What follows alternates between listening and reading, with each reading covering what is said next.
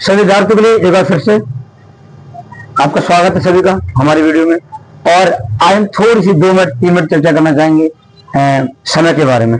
तो जैसे कि सभी विद्यार्थी आपसे कहते हैं कि time is very costly, don't waste your time, but student नहीं समझते हैं, वो नहीं इसलिए लेते हैं कि सर या भैया या टीचर हमारे क्यों कह रहे हैं। अच्छा सच्ची बताऊं, हम लोगों को अनुभव होता है, हम लोगों ने 10 साल 15 साल स्टडी की है, पढ़ाया है, तो हमें पता होता है कि हमारा 1 घंटा भी खराब चला जाता है, हम उस घंटे का यूज करें तो कितना फायदा हो सकता है। तो उसी बारे में चर्चा करेंगे, हम ध्यान सुनेंगे। तो जैसे कि यहाँ सामने लिखा हुआ है 1/10/2025 1 अक्टूबर। तो जो भी 10th क्लास के, जो भी बच्चे 10th क्लास के हमारे स्टूडेंट हैं या 12th क्लास के स्टूडेंट हैं, तो उन सबको बहुत ही वीडियो हेल्प करेगी आपको मोटिवेट करने में। तो 10th क्लास की बात कर रहा हूं मैं, और मैं बात कर रहा हूं 12th क्लास, अर्थात जो बच्चे हमारे बोर्ड एग्जाम देने जा रहे हैं, जो बच्चे हमारे बोर्ड एग्जाम में बैठने जा रहे हैं। तो बेटा देखिए, ध्यान सुनिए, आप सभी के पास अक्टूबर नवंबर दिसंबर यानी 3 मंथ आपके पास हैं, किसके लिए था? पढ़ने के लिए। और उसके बाद जनवरी जो है वो आपको किस लिए है?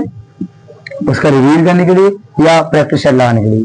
तो as a brother, as a teacher, मैं आप सभी को समझाना चाहूंगा, चाहे वो मुझसे कोचिंग पढ़ते हो या कहीं और पढ़ते हो, या डजन मैटर कि आप कोचिंग कहीं पढ़ रहे हो नहीं पढ़ रहे हो, मतलब वो चीज अलग है। और सीधी सी बात है, आप अगर विद्यार्थी 10th क्लास के हैं और 12th क्लास के हैं, तो वक्त है कि आज से ही, आज 1 अक्टूबर से अपनी तैयारी को आयाम दें, अपनी तैयारी को जोर शोर से तैयारी करें, क्योंकि आपके खेती का काम भी चलेगा। किसान प्रवासी बच्चे होते हैं, आपके घर में त्योहार भी आएंगे, दिवाली आएंगी, और दिवाली आ रही है, या फिर और भी त्योहार आएंगे, जैसे कल 2 अक्टूबर है, वो तो हमारे सभी का त्योहार है, और ऐसे बहुत सारे त्योहार आएंगे, शादियां भी आएंगी। और हमको क्या करना है?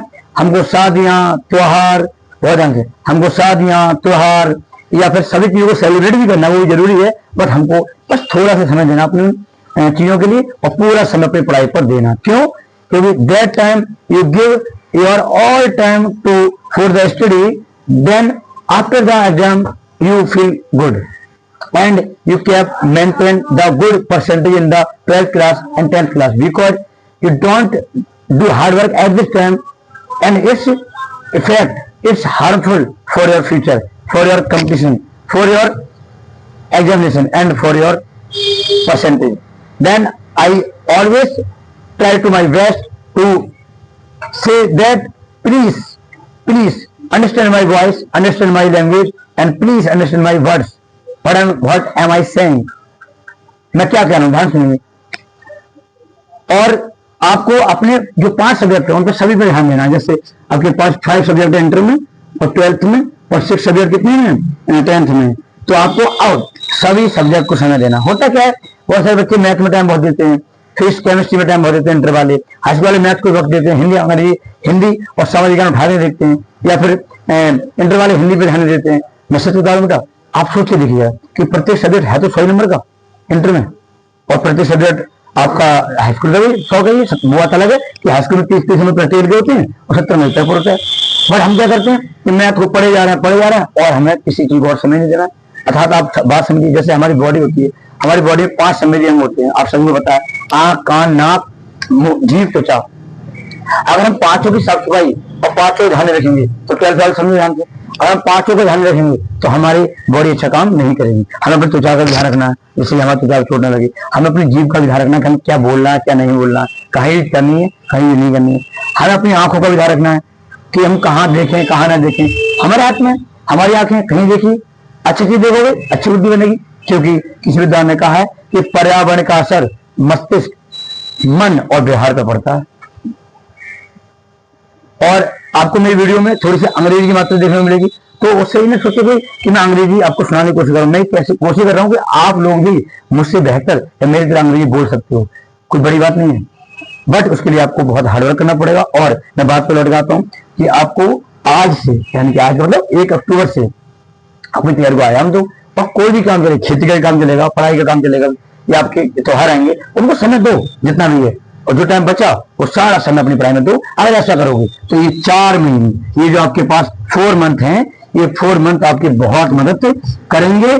क्योंकि कोई बच्चे ये सोचे कि 4 मंथ में हम बहुत होशियारी कर लेंगे, नहीं, 4 महीने में 4 मंथ्स में आपके पास बहुत शॉर्ट टाइम बचा, उल्टे गिनती शुरू हो चुकी है आप लोगों की। इसलिए आप लोग मेहनत करें और फरवरी को निकालने, क्योंकि फरवरी में बेटा आपके प्रैक्टिकल होते हैं, जनवरी में मान लो, और फरवरी में आपका एग्जाम की डेट आ जाती है, मान लो 12 से आ गई, 14 से आ गई, 18 से आ गई, जो भी डेट आपकी आ गई, तो वो डेट आपकी आ जाएगी और आपको फिर बहुत दिक्कत होने वाली है। इसलिए सभी से मेरा निवेदन है एज ए ब्रदर, लास्ट में 2 बातें कहूंगा मैं कि ध्यान सुनेंगे। Time is very very important for anybody life, and please your time use your work, your activities, because I say to with the experience, please our time use our work, because you don't give anybody to our time, because time is very costly। आप दुनिया में कुछ भी भेज सकते हो वापस, पर टाइम को द्वारा आप वापस नहीं ला सकते। आप सभी को पता होना चाहिए एक दिन, 1 मिनट, 1 घंटा आपके जीवन का घट रहा है। तो मैं कोई महात्मा नहीं, कोई साधु नहीं, बट हाँ अध्यात्म से जुड़ा हूं, तो आपसे कहना चाहूंगा कि प्लीज सभी लोग अपने समय का बहुत अच्छे से प्रयोग करें।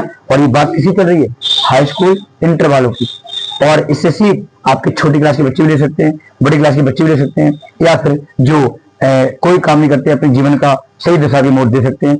अंतिम समय में यही कहूंगा, ईश्वर सब देख रहा है, अच्छे कर्म करो। अगर मैं खुद को कहता हूँ, अगर मैं भी अच्छे कर्म नहीं करूंगा तो उसका भुगतान मुझे ही करना पड़ेगा। किसी बारे में बुरा मत बोलो, अच्छा बोलो, अच्छा चलो। Thank you very much. जय श्री कृष्ण।